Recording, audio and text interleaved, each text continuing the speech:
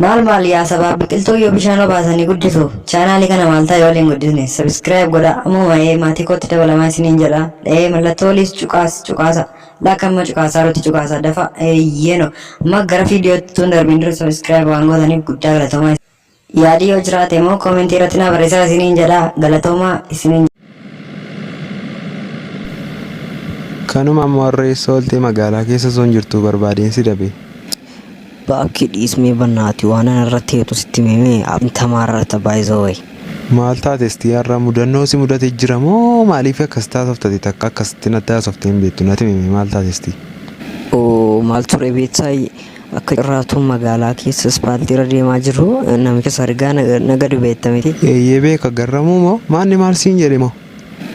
Akka carraa hundeemoo rigaa baatee natti dhufee beektaa naani rigaan kee meeqaan jedheen dura birrii tokkoon gurguraa ture har'a gaafan gaafadhu birrii 2 naan jedhe namoonni garree rigaa maa birrii 2 gashitee naani achumaa dabalee namni akkasi beektaa naani tamaararaara.